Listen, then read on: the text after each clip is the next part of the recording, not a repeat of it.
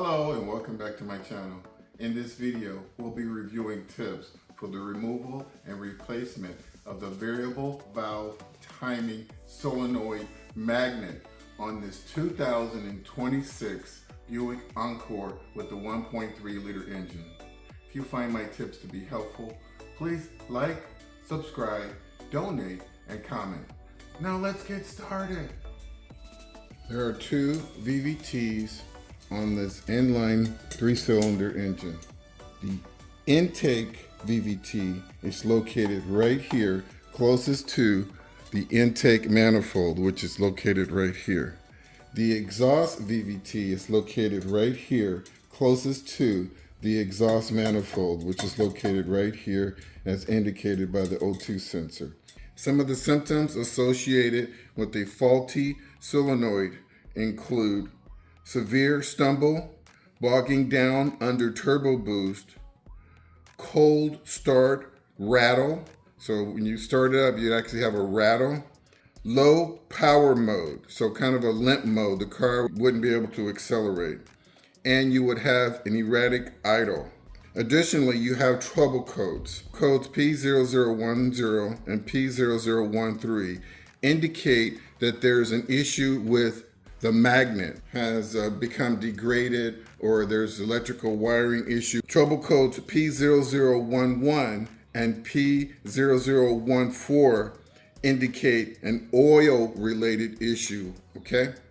So there's two different sets of codes depending on what's wrong with your VVTs, okay? Just want to be clear about that. So you might ask, what do these parts do? Well, they provide oil-driven pressure. So when you're accelerating or decelerating, it changes the flow of oil, and that either advances or retards the timing, okay? Supplies needed for this task include a VVT, oil filter, an 8mm socket, ratchet, and a flat tip screwdriver. Please see other items in the description below. For demonstration purposes, I'm going to be removing the intake VVT. The exhaust VVT can be removed and replaced in the same manner. So let's move on. So using my 8mm socket, I'm going to attack these two bolts right here. Okay? And I've already loosened them up for demonstration purposes. So I just need to unscrew them. And you want to be extra careful when you're unscrewing these bolts because there's a huge cover underneath this vehicle. You drop the bolt and you're going to have to remove like 10 screws just to lower the cover. Okay? So let's not do that. Get that screw. I can remove the solenoid and have access to this locking connector. Okay? Now, one thing I want to point out, I think most people are most concerned about oil leakage. And so they think that when they remove this, oil is just going to come flowing out. And you see, that is not the case, okay? You might get 1/4 of a teaspoon of oil might slightly leak out a little bit if it's just residual oil from being on the magnet itself. But you really don't get any that's even worth wiping off, okay? So just dispel that fear. Let's deal with this lock. I'm gonna use my thumb, pull it back if I can't. Got my flat tip screwdriver, pushing the red tab to the back. There you go. Now there's a little black piece of plastic right here. That's what you're gonna depress, not the red tab itself, the black piece of plastic behind it. Squeeze and pull. And there you go. So let's just go over it real quickly.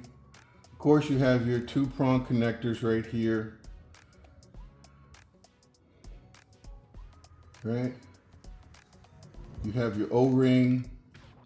And you see it's nice and dry above the O-ring. I might have touched it a little bit, but this area right here was completely dry above the O-ring, as it should be.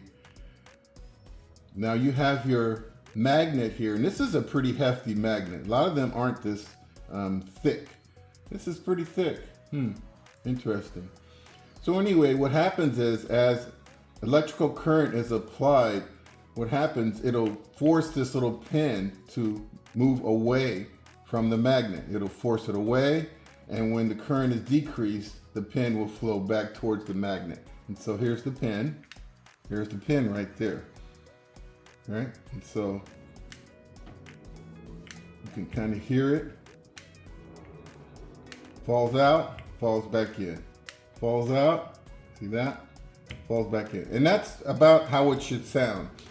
If it's sticking, like you go like that, and the pin won't even come out, chances are your oil is in extremely poor condition, and this possibly can be serviced by just spraying some carb cleaner in these little holes, and spray in and out, in and out, spray in and out, in and out. That may loosen up any sludge that's on this and actually save this magnet and prevent you from replacing it. So that's a tip for you. But I do want to say, before you even think about replacing one of these, you should always replace your oil with a high quality oil and high quality filter. Okay? Just that should be first before you even think about taking this off of the vehicle. All right? What else do I want to say? Really, that's about it. And with that, let's just go ahead and get this thing reinstalled. And so I'm going to go ahead and make the electrical connection first. And it only goes on one way. There you go, you heard the click. I locked it. Okay, and I'm being very careful how I'm turning these wires. I'm going to depress this pin to allow me to slide it into place, just like that. And I'm going to, it doesn't really rotate side to side, some of them do. This one just kind of drops right in where it should be, okay? Find my first screw, being very careful not to drop it. Slide it in place. Make sure I get at least 5 or 6 good turns. Try to pull on it so it doesn't come out. I'm happy with that. Let's start with the next bolt. Very carefully slide it into place. A little pressure on the back. Using one finger, using the other finger to tighten it down. Get you about 10 turns on it. You know it's not coming out, you can release. Okay, give it a little shake. All right, it's kind of tight space here. So you want to tighten it up by hand as much as you can before you use the socket.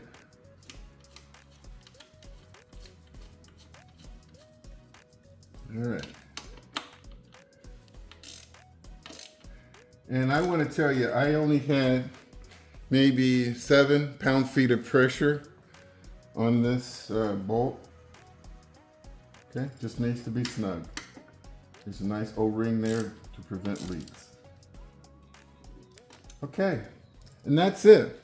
Well, folks, that wraps up this video on the removal, servicing, cleaning, and replacement of the intake and exhaust VVT magnet on this 2026 Chevy Encore with the 1.3 liter engine. I hope you found my tips to be helpful. Please like, subscribe, and donate. Until next time, drive defensively.